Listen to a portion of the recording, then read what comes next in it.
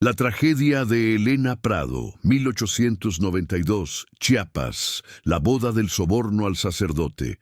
Bienvenido a este espacio donde la historia guarda silencio y los registros oficiales dejan más preguntas que respuestas. Antes de comenzar, te invito a escribir en los comentarios desde qué lugar nos estás escuchando y si este relato te encuentra de día o en plena noche. Nos interesa saber hasta dónde llegan estas historias y en qué momento del tiempo vuelven a cobrar vida. En este canal exploramos casos reales, desapariciones y misterios ocurridos en distintas ciudades de México. Relatos que fueron ocultados, ignorados o simplemente olvidados con los años.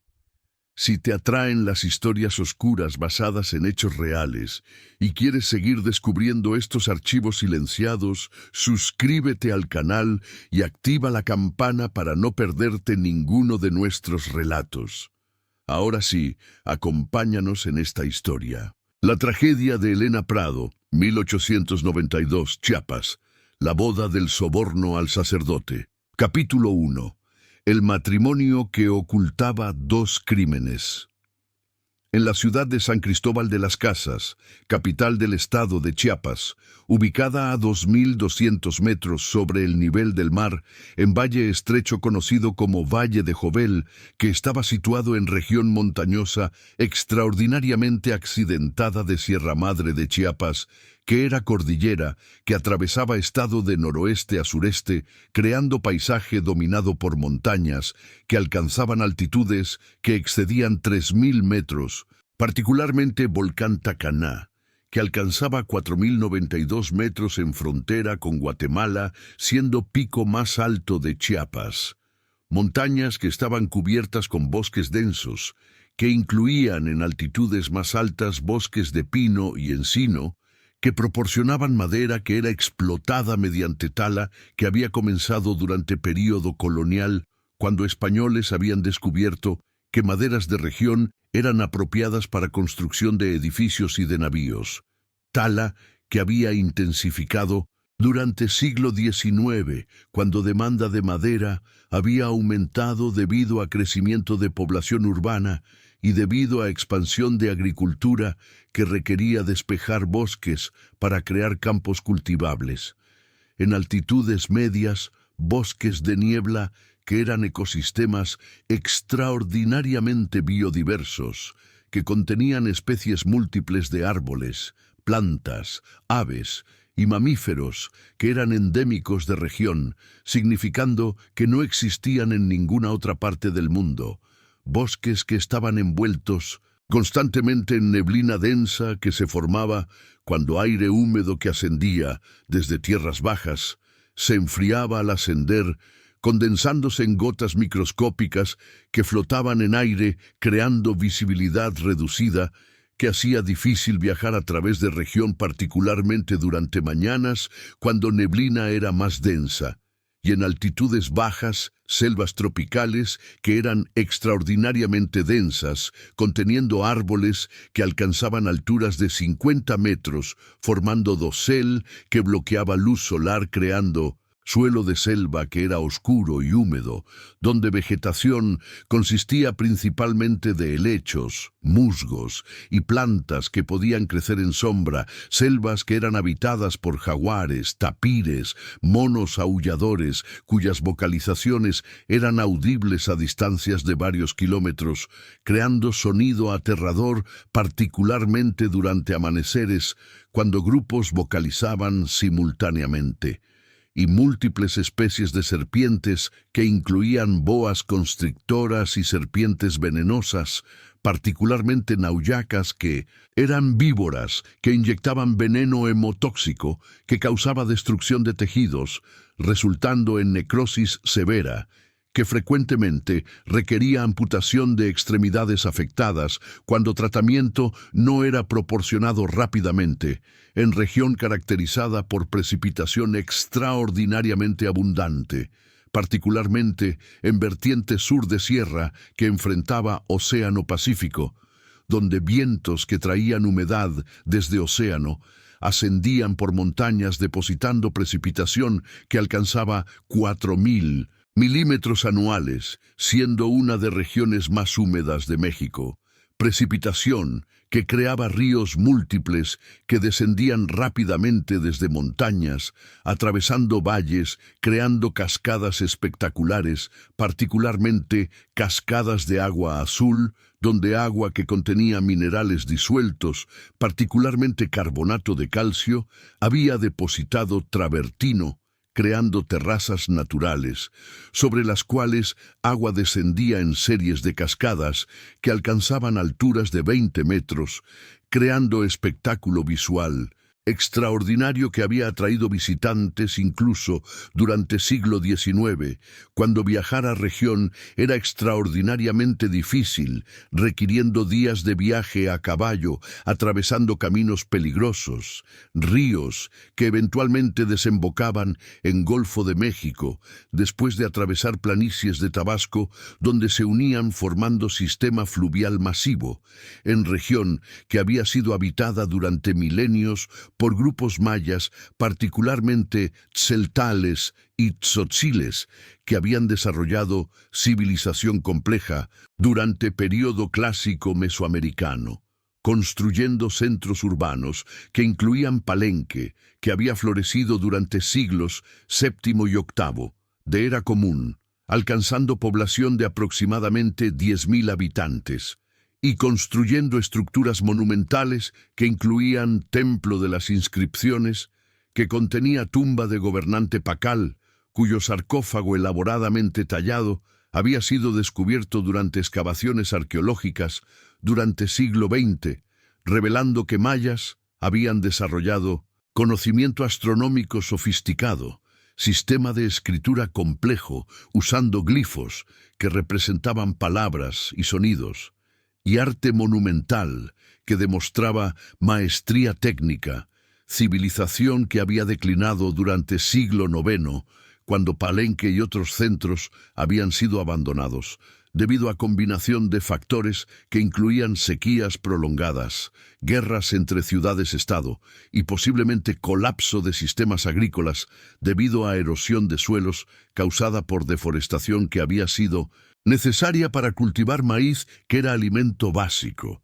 Posteriormente, durante período colonial que había comenzado en 1528, cuando el conquistador español Diego de Mazariegos había fundado Ciudad de San Cristóbal, estableciendo control español sobre región que había sido sometida mediante combinación de fuerza militar y de alianzas con grupos indígenas que habían aceptado dominación española, esperando protección contra grupos rivales.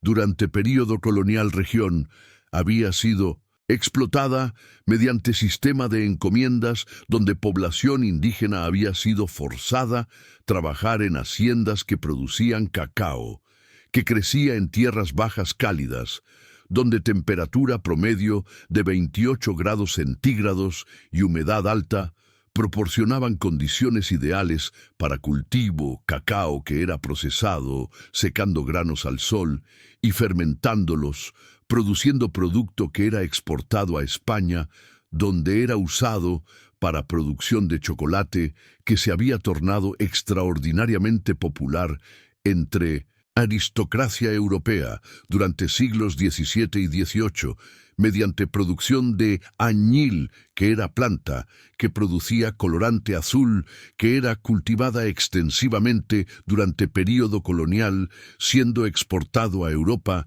donde era usado para teñido de textiles, y mediante ganadería, particularmente crianza de ganado bovino, que pastaba en praderas que habían sido creadas mediante tala de bosques.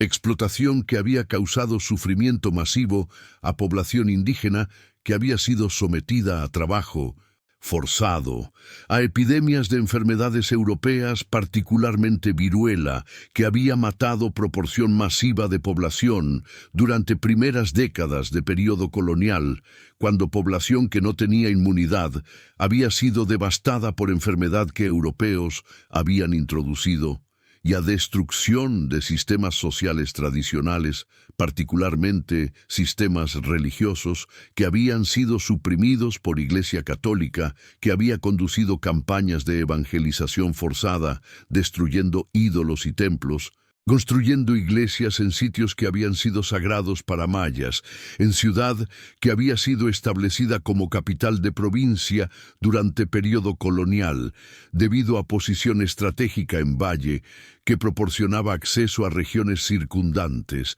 ciudad que había sido diseñada según patrón urbano español, con plaza central, rodeada por catedral, que había sido construida durante siglo XVI, usando arquitectura colonial, característica que incluía fachada barroca elaboradamente decorada con columnas, nichos conteniendo estatuas de santos y campanario que alcanzaba altura de 30 metros, palacio de gobierno y casas de familias prominentes que habían sido construidas usando piedra local y madera, creando arquitectura distintiva caracterizada por techos de tejas rojas, muros gruesos que proporcionaban aislamiento contra frío que era común en ciudad, debido a altitud alta, particularmente durante noches, cuando temperatura descendía hasta 5 grados centígrados, requiriendo que habitantes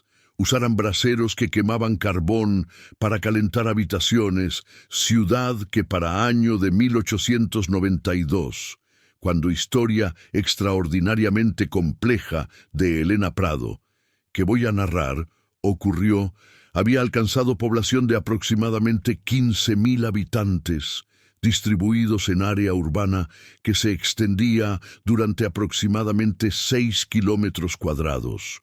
Población que incluía aproximadamente 60% que era indígena, perteneciendo principalmente a grupos Tzeltal y Tzotzil, que había mantenido idiomas mayas y costumbres tradicionales, viviendo principalmente en barrios periféricos, trabajando como agricultores de subsistencia, cultivando milpas en terrenos que rodeaban ciudad o como empleados domésticos en casas de familias ricas, ganando salarios mínimos de aproximadamente 10 pesos mensuales, y 40% que era mestiza y criolla, dominando centro de ciudad, controlando economía mediante posesión de haciendas que producían café que se había tornado cultivo principal durante segunda mitad del siglo XIX, cuando café había sido introducido desde Guatemala, transformando economía de región,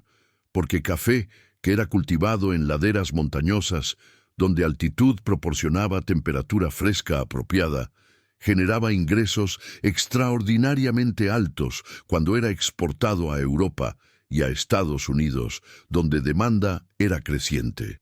En la mañana fría pero soleada del sábado 5 de marzo de 1892, cuando temperatura había alcanzado apenas 12 grados centígrados a las 10 de mañana, que era temperatura que era considerada fría para habitantes de Chiapas, que estaban acostumbrados a clima templado, pero que era típica para San Cristóbal debido a altitud alta, particularmente durante marzo, que era mes cuando temporada seca estaba llegando a conclusión, pero cuando temperatura no había comenzado a aumentar significativamente, como ocurriría durante abril y mayo, cuando sol alcanzaba posición más alta en cielo, cuando cielo estaba completamente despejado, permitiendo que sol brillara intensamente, aunque ángulo de radiación solar no proporcionaba calentamiento significativo debido a altitud y a latitud, cuando viento soplaba suavemente desde norte, trayendo aire fresco, que hacía que temperatura percibida fuera incluso menor que temperatura actual, aproximadamente a las 10 de mañana, cuando ceremonia matrimonial estaba siendo conducida en Catedral de San Cristóbal, que era edificio monumental que dominaba Plaza Central, cuando aproximadamente 200 invitados que habían sido convocados para presenciar matrimonio entre Elena Prado, de 21 años, hija de don Plácido Prado, que era propietario de Hacienda Cafetalera La Providencia, ubicada a 30 kilómetros al oeste de San Cristóbal, en región montañosa donde 1000 hectáreas de laderas habían sido plantadas con cafetos que producían café de calidad extraordinaria que era exportado directamente a Europa mediante intermediarios que operaban en Puerto de Veracruz, ubicado a 500 kilómetros al norte, hacienda que generaba ingresos anuales de aproximadamente 30,000 pesos, haciendo que familia Prado fuera una de familias más ricas de región, y don Aurelio Sandoval, de 42 años, que se presentaba como comerciante de café, que supuestamente operaba negocio próspero, comprando café de productores menores para revender a 1,200 exportadores, obteniendo ganancias mediante márgenes, aunque en realidad era extraordinariamente diferente y siniestra, porque don Aurelio no era comerciante legítimo, sino era criminal, que había cometido crímenes múltiples, que incluían asesinato de esposa anterior 5 años antes en estado de Oaxaca, donde había vivido previamente, y bigamia, porque esposa que supuestamente había muerto, en realidad estaba viva viviendo en pueblo remoto, sin saber que esposo había contraído matrimonio nuevo, fingiendo ser viudo. Crímenes que habrían sido descubiertos durante investigación de antecedentes matrimoniales, que Iglesia Católica requería que fuera conducida antes de autorizar matrimonio, verificando que ambos contrayentes eran libres de contraer matrimonio, significando que no estaban casados previamente y que no tenían impedimentos canónicos. Investigación que normalmente era conducida por sacerdote mediante consulta de registros parroquiales en lugares donde contrayentes habían vivido anteriormente, enviando cartas a párrocos preguntando si contrayentes aparecían en registros como habiendo contraído matrimonio, y mediante interrogatorio de contrayentes preguntando bajo juramento si tenían impedimentos, investigación que en caso de don Aurelio habría revelado que había estado casado previamente en Oaxaca, donde registro matrimonial existía en archivos de parroquia, y que esposa Josefa, que supuestamente había fallecido, no aparecía en registros de defunción, sugiriendo que estaba viva, revelación que habría impedido matrimonio con Elena según ley canónica que prohibía bigamia, clasificándola como crimen grave, pero investigación que no había sido conducida apropiadamente, porque don Aurelio había sobornado sacerdote que era responsable de conducir investigación, había pagado padre Isidro Maldonado, que era párroco de Catedral, suma extraordinariamente grande de 3,000 pesos, que era equivalente a salario de 5 años de sacerdote, para que no condujera investigación apropiadamente, sino que firmara documentos certificando falsamente que don Aurelio era libre de contraer matrimonio sin impedimentos canónicos. Soborno que padre Isidro había aceptado motivado por codicia y por oportunidad de enriquecerse rápidamente, permitiéndole pagar deudas que parroquia tenía debido a reparaciones de techo de catedral que había sido dañado durante tormenta reciente, requiriendo reparación que costaba aproximadamente 4,000 pesos. Soborno que había sido negociado durante enero, cuando don Aurelio había solicitado preparación de documentos matrimoniales, cuando padre Isidro había comenzado proceso de investigación enviando carta a párroco de Oaxaca preguntando sobre antecedentes de don Aurelio, cuando don Aurelio había visitado privadamente ofreciendo pago de 3,000 pesos si padre Isidro certificaba que era libre de contraer matrimonio sin esperar respuesta de Oaxaca, cuando padre Isidro, después de luchar brevemente con conciencia,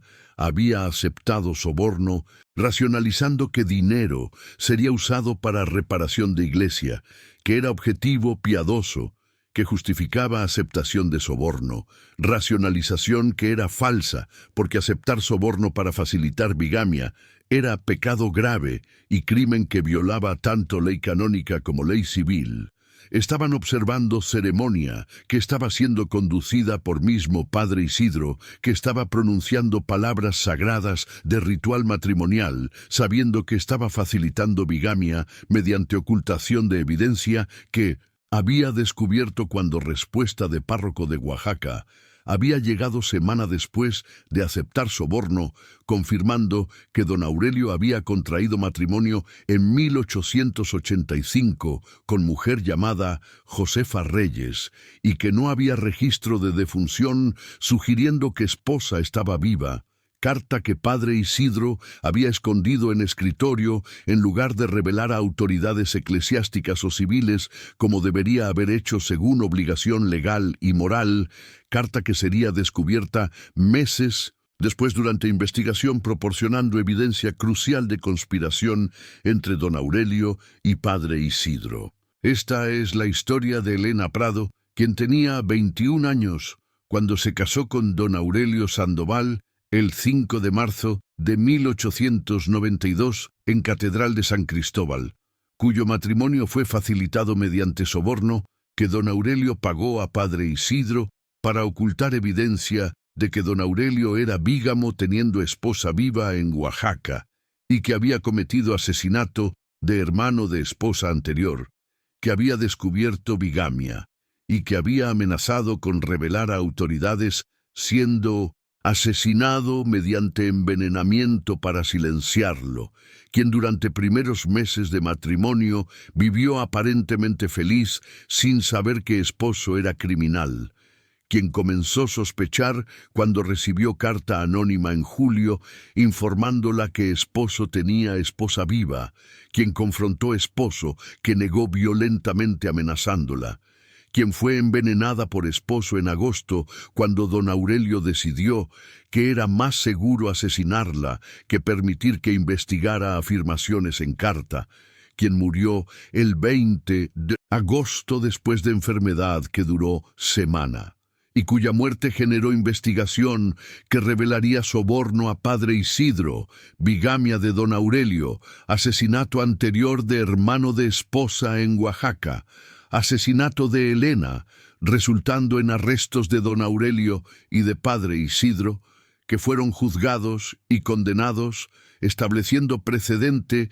de que sacerdotes que aceptaban sobornos para facilitar matrimonios ilegales serían procesados como cómplices de crímenes subsecuentes que resultaran. Capítulo 2.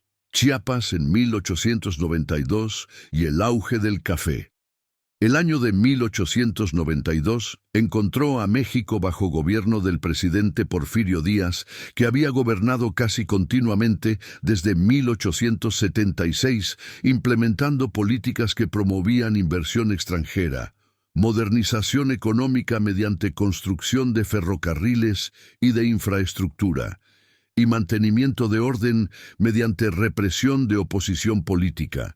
Políticas que habían generado crecimiento económico significativo particularmente en regiones que producían productos de exportación beneficiando élites que poseían tierras y negocios, pero perjudicando mayoría de población, particularmente campesinos e indígenas que habían perdido tierras mediante privatización. Chiapas, específicamente, era estado que estaba experimentando transformación económica dramática, impulsada por expansión de cultivo de café que había sido introducido desde Guatemala durante década de 1850, pero que había expandido masivamente durante décadas de 1870 y 1880, cuando precios internacionales de café habían aumentado dramáticamente debido a demanda creciente en Europa y en Estados Unidos, donde consumo de café estaba aumentando, debido a urbanización que había creado poblaciones urbanas grandes que consumían café como bebida matutina, que proporcionaba estimulación mediante cafeína, facilitando trabajo en fábricas y en oficinas que requería atención sostenida durante horas. La economía de Chiapas estaba basada en café, que era cultivado en aproximadamente 200 haciendas, que se extendían durante áreas que variaban desde 500 hectáreas hasta 5.000 hectáreas, ubicadas en laderas montañosas, donde altitud de 1.000 a 2.000 metros proporcionaba temperatura apropiada de 20 grados centígrados que café requería. Haciendas que empleaban miles de trabajadores indígenas que migraban desde tierras altas donde vivían en comunidades tradicionales hacia haciendas durante temporada de cosecha que se extendía desde noviembre hasta marzo, cuando bayas maduraban siendo recogidas manualmente, requiriendo que trabajadores pasaran días enteros en campos recogiendo bayas que entonces eran transportadas a beneficios donde eran procesadas, trabajadores que eran pagados mediante sistema de enganche, que era forma de trabajo forzado, donde adelantos de dinero eran proporcionados, creando deudas que trabajadores tenían que pagar mediante trabajo, haciendo que fueran efectivamente esclavos, aunque esclavitud había sido abolida oficialmente. En cacao, que continuaba siendo cultivado en tierras bajas cálidas, aunque producción había declinado comparado con período colonial.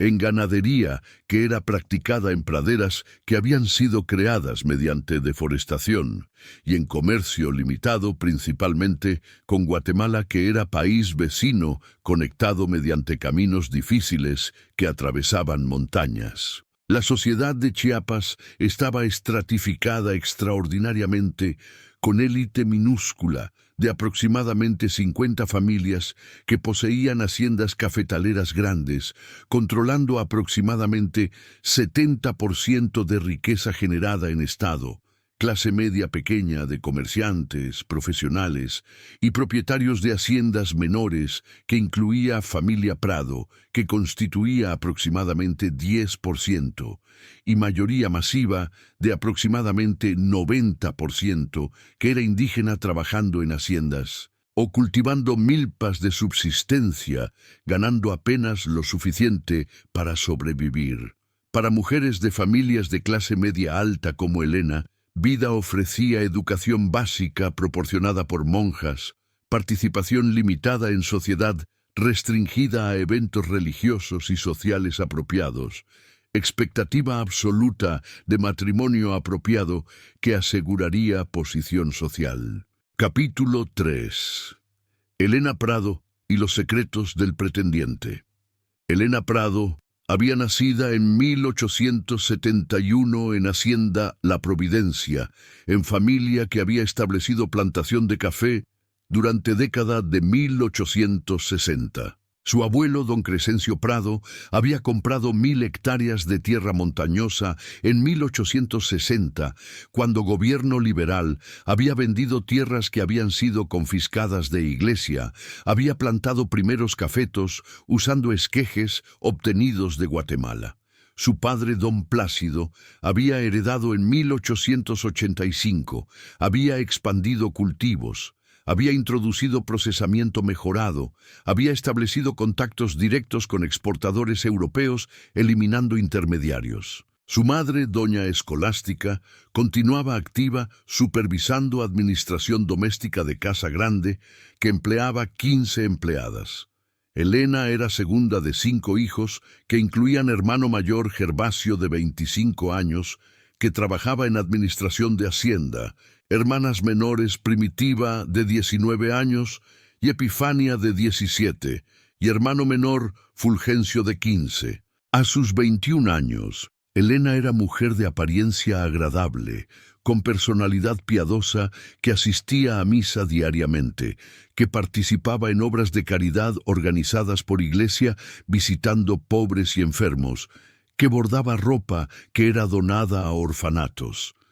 La dote que traería a matrimonio incluía efectivo de 10,000 pesos, participación en hacienda valorada en 15,000 pesos, ajuar valorado en 3,000 pesos, total de 28,000 pesos. El cortejo por don Aurelio había comenzado en noviembre de 1891, cuando había sido presentado a familia mediante conocido comercial que había afirmado que don Aurelio era comerciante exitoso que había establecido negocio próspero en Chiapas, después de haber vivido en Oaxaca, donde supuestamente había enviudado después de que esposa había fallecido durante parto.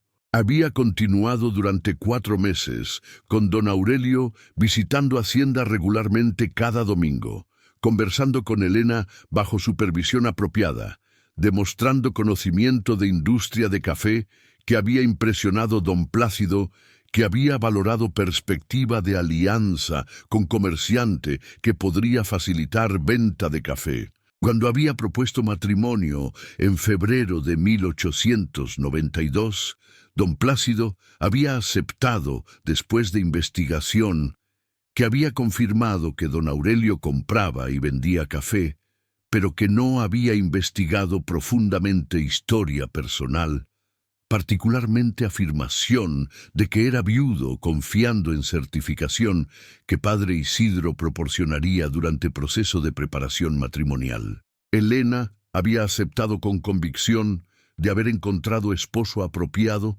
que era piadoso asistiendo a misa regularmente, que era trabajador operando negocio, que era maduro a edad de 42 años, proporcionando estabilidad. Lo que nadie en familia Prado sabía era que don Aurelio había construido identidad completa basada en mentiras, que había sido casado previamente en Oaxaca con mujer llamada Josefa Reyes en 1885, que matrimonio había sido infeliz debido a temperamento violento de don Aurelio, que había abusado físicamente de Josefa, golpeándola frecuentemente, que hermano de Josefa llamado Teodoro había descubierto abuso, había confrontado don Aurelio exigiendo que tratara a hermana apropiadamente, que don Aurelio había asesinado Teodoro mediante envenenamiento usando arsénico que había agregado a pulque durante visita a casa en 1887, creando apariencia de muerte natural que no había generado investigación porque doctor que había examinado cuerpo había atribuido muerte a enfermedad intestinal,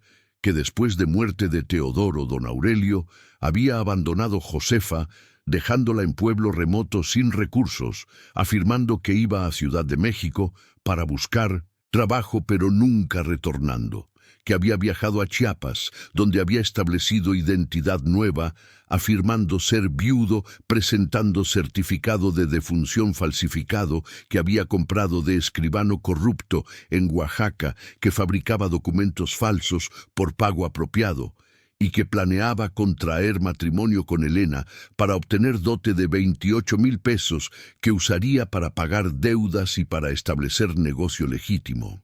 Capítulo 4. El soborno que facilitó la bigamia.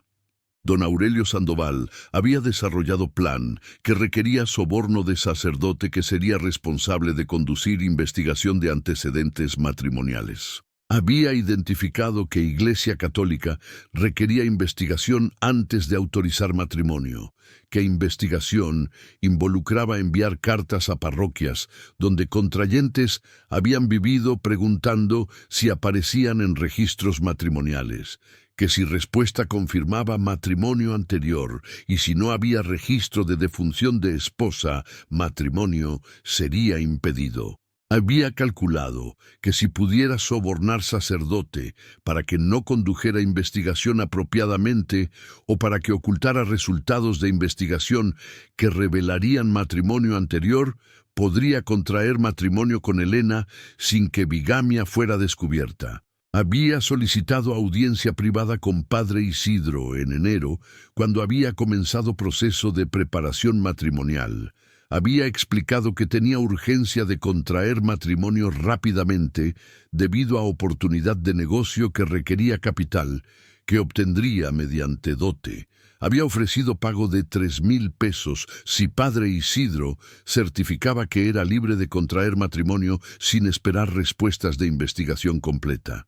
Padre Isidro, que era hombre de 60 años, que había servido como párroco durante 20 años, que había vivido vida relativamente pobre porque salario de sacerdote era modesto de aproximadamente 50 pesos mensuales, apenas suficiente para cubrir necesidades básicas, que enfrentaba presión de obispo para reparar techo de catedral que había sido dañado requiriendo fondos que parroquia no tenía. Había sido tentado por oferta que proporcionaría suma que sería suficiente para pagar mayoría de reparaciones. Había luchado con conciencia durante días, reflexionando sobre gravedad de aceptar soborno para facilitar matrimonio que podría ser inválido. Pero finalmente, codicia había prevalecido sobre moralidad, racionalizando que dinero sería usado para propósito piadoso de reparar iglesia, que don Aurelio probablemente estaba diciendo verdad sobre ser viudo, que incluso si no era verdad daño sería limitado, porque matrimonio proporcionaría seguridad a Helena, que de otra manera podría no encontrar esposo apropiado, debido a edad que se aproximaba al límite donde mujeres solteras eran consideradas quedadas. Había aceptado soborno durante segunda reunión privada con don Aurelio en febrero. Había recibido pago en efectivo que había escondido en caja fuerte en sacristía. Había firmado certificado afirmando que había conducido investigación apropiada y que don Aurelio era libre de contraer matrimonio sin impedimentos canónicos. Había archivado certificado en expediente matrimonial que sería presentado a obispo si fuera requerido, aunque sabía que era falso. Cuando respuesta de párroco de Oaxaca había llegado semana después, confirmando que don Aurelio había contraído matrimonio con Josefa Reyes en 1885 y que no había registro de defunción, padre Isidro había escondido carta en escritorio en lugar de revelar a autoridades. Había procedido con preparación de matrimonio ignorando evidencia de bigamia. Había conducido ceremonia el 5 de marzo sabiendo que estaba facilitando crimen. Soborno había sido exitoso en facilitar matrimonio, pero había creado evidencia documental que sería descubierta durante investigación subsecuente, proporcionando prueba de conspiración entre don Aurelio y padre Isidro. Capítulo 5. La carta anónima y el envenenamiento matrimonio había sido consumado. Helena había comenzado vida como esposa de don Aurelio, viviendo en casa que habían alquilado en San Cristóbal. Había participado en vida social apropiada, asistiendo a misas y a eventos sociales. Durante primeros 4 meses, matrimonio había parecido exitoso, con Helena aparentemente feliz, con don Aurelio comportándose como esposo apropiado, aunque secretamente estaba usando dote para pagar deudas y para establecer negocio de café que había afirmado operar. Pero durante julio, Helena había recibido carta anónima que había sido enviada desde Oaxaca. Carta que había sido escrita por Josefa, que era esposa legítima de don Aurelio. Josefa, que había descubierto mediante conocido que había viajado a Chiapas, que don Aurelio había contraído matrimonio nuevo. Josefa, que había escrito informando a Helena que don Aurelio ya estaba casado, que matrimonio con Helena era inválido, que don Aurelio era bígamo. Helena había leído carta con incredulidad inicial que había tornado a horror cuando había comprendido implicaciones. Había confrontado don Aurelio, mostrando carta, demandando explicación. Don Aurelio había negado violentamente afirmando que carta era mentira enviada por enemigo que intentaba destruir matrimonio. Había rasgado carta destruyéndola. Había amenazado a Helena que si repetía afirmaciones a alguien la golpearía. Amenaza que había aterrorizado a Helena, que nunca había sido amenazada físicamente. Durante semanas subsecuentes, Helena había vivido en temor, pero también en duda, porque no tenía manera de verificar afirmaciones en carta. Había considerado consultar Padre Isidro, pero había temido que don Aurelio descubriría causando violencia. Don Aurelio había decidido que Elena, que sabía verdad, era peligro que debía ser eliminado. Había comenzado a planificar asesinato mediante envenenamiento usando método similar que había usado para asesinar Teodoro en Oaxaca. Había obtenido arsénico de botica, afirmando necesitar para control de plagas. Había comenzado a agregar dosis pequeñas a chocolate que Elena bebía cada mañana durante agosto. Elena había comenzado a experimentar síntomas que incluían náusea, debilidad, pérdida de apetito, síntomas que habían empeorado durante semanas. Doctor Enrique Castellanos, que había sido convocado, había diagnosticado problema gástrico, prescribiendo tratamiento que era inefectivo, porque causa real era envenenamiento. Elena había deteriorado progresivamente durante tercera semana de agosto, desarrollando vómito severo, dolor abdominal, convulsiones. Elena Prado murió el 20 de agosto de 1892, después de enfermedad que había durado 3 semanas. Murió sin saber con certeza si carta que había recibido era verdadera, pero sospechando que esposo había envenenado. Capítulo 6. La investigación que reveló 3 crímenes. Doctor Castellanos, que había tratado a Elena, había sospechado envenenamiento debido a síntomas que eran similares a casos que había estudiado durante entrenamiento médico. Había reportado sospechas a alguacil don Leoncio Guzmán. Alguacil había iniciado investigación interrogando a don Aurelio, que había afirmado que Elena había enfermado súbitamente sin causa aparente. Autopsia conducida por doctor Castellanos, con asistencia de doctor Mariano Solís, había revelado presencia de arsénico en tejidos confirmando envenenamiento. Búsqueda de casa, que don Aurelio compartía con Elena, había revelado frasco conteniendo arsénico que había sido escondido en armario, evidencia que había resultado en arresto inmediato de don Aurelio. Interrogatorio de don Aurelio bajo presión había revelado inconsistencias en historia, particularmente afirmación de que era viudo, cuando no podía proporcionar detalles específicos sobre supuesta esposa fallecida. Investigación había expandido cuando alguacil había solicitado información de Padre Isidro sobre investigación de antecedentes que había sido conducida antes de matrimonio. Padre Isidro había proporcionado expediente que incluía certificado, afirmando que investigación había sido conducida y que don Aurelio era libre de contraer matrimonio. Pero búsqueda de escritorio de Padre Isidro, conducida mediante orden judicial, había revelado carta de párroco de Oaxaca confirmando matrimonio anterior de don Aurelio con Josefa Reyes, carta que había sido fechada febrero de 1892, semanas antes de matrimonio con Elena, carta que Padre Isidro había escondido en lugar de revelar. Confrontación de Padre Isidro con evidencia había resultado en confesión de que había aceptado soborno de 3,000 pesos para certificar falsamente que don Aurelio era libre de contraer matrimonio sin conducir investigación apropiada. Alguacil había viajado a Oaxaca, conduciendo investigación que había revelado que Josefa Reyes estaba viva viviendo en pueblo confirmando bigamia, y que había revelado que hermano de Josefa, llamado Teodoro, había muerto en 1887 en circunstancias que habían sido atribuidas a enfermedad natural. Exhumación de cuerpo de Teodoro había sido ordenada. Autopsia había revelado presencia de arsénico, confirmando que había sido envenenado. Testimonio de Josefa había revelado que don Aurelio había estado presente durante enfermedad de Teodoro y que Teodoro había confrontado a don Aurelio sobre abuso días antes de muerte. Investigación había revelado 3 crímenes.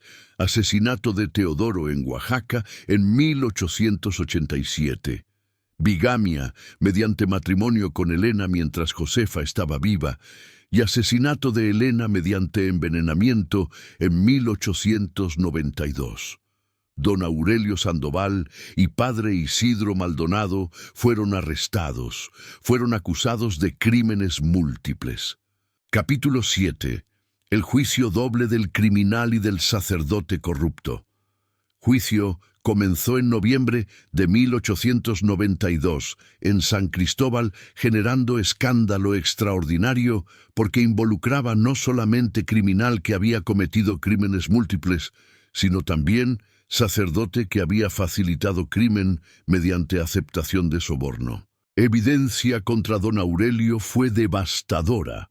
Arsénico encontrado en casa y en cuerpos de Helena y de Teodoro, confirmando envenenamientos, registro matrimonial de Oaxaca, confirmando matrimonio con Josefa, que estaba viva, confirmando bigamia, certificado de defunción falsificado que había usado para ocultar que Josefa estaba viva. Testimonio de Josefa sobre abuso y sobre circunstancias de muerte de Teodoro. Evidencia contra padre Isidro fue igualmente condenatoria. Carta de párroco de Oaxaca que había escondido en lugar de revelar, certificado falso que había firmado afirmando que había conducido investigación apropiada, confesión de haber aceptado soborno de 3,000 pesos, dinero que había sido encontrado en caja fuerte en sacristía. Fiscal argumentó que don Aurelio había cometido crímenes múltiples durante años, demostrando patrón de violencia que incluía abuso de esposa, asesinato de hermano de esposa que había protestado, abuso, abandono de esposa, bigamia mediante matrimonio fraudulento y asesinato de segunda esposa cuando había descubierto verdad. Patrón que demostraba peligrosidad extraordinaria que requería castigo máximo. Fiscal argumentó que padre Isidro, aunque no había cometido asesinatos directamente, había facilitado crímenes mediante aceptación de soborno para ocultar evidencia que habría impedido matrimonio, que había violado confianza sagrada que sociedad depositaba en sacerdotes que eran responsables de asegurar validez de matrimonios, que había profanado sacramento de matrimonio mediante facilitación de bigamia, sabiendo que era crimen, que era cómplice de asesinato de Helena, porque matrimonio fraudulento había creado situación donde Helena había descubierto bigamia, resultando en decisión de don Aurelio de asesinarla para ocultar crimen. Defensa de don Aurelio intentó argumentar que muertes habían sido causadas por enfermedades naturales en lugar de envenenamientos, pero evidencia de arsénico en cuerpos destruyó argumento. Defensa de padre Isidro intentó argumentar que había aceptado soborno, creyendo que don Aurelio era honesto, y que dinero sería usado para reparación de iglesia, que era propósito piadoso. Pero fiscal señaló que aceptar soborno para facilitar crimen no era justificado independientemente de cómo dinero sería usado. Veredictos. Don Aurelio culpable de 3 asesinatos premeditados, bigamia, falsificación de documentos. Padre Isidro culpable de aceptación de soborno, facilitación de bigamia, complicidad en asesinato de Helena. Sentencias. Don Aurelio muerte por fusilamiento. Padre Isidro 20 años de prisión y destitución de sacerdocio. Don Aurelio Sandoval fue ejecutado en San Cristóbal el 15 de febrero de 1893. Padre Isidro Maldonado fue enviado a prisión donde murió en 1905 después de 12 años de encarcelamiento. Últimas palabras de don Aurelio. Soborno a sacerdote permitió contraer matrimonio ocultando bigamia. Plan habría sido perfecto si Helena no hubiera recibido carta revelando verdad. Envenenamiento eliminó amenaza, pero investigación subsecuente reveló todos crímenes durante años. Epílogo. Caso estableció precedentes múltiples Iglesia Católica implementó protocolos más rigurosos para investigación de antecedentes matrimoniales, requiriendo que respuestas de todas parroquias fueran recibidas antes de autorizar matrimonio. Sacerdotes que aceptaban sobornos para facilitar matrimonios fraudulentos serían procesados como cómplices criminales en lugar de ser sancionados solo eclesiásticamente. Registros matrimoniales fueron centralizados, permitiendo verificación más eficiente. Obispo de Chiapas emitió decreto condenando corrupción de Padre Isidro, ordenando que caso fuera usado como ejemplo en seminarios, educando futuros sacerdotes sobre importancia de integridad.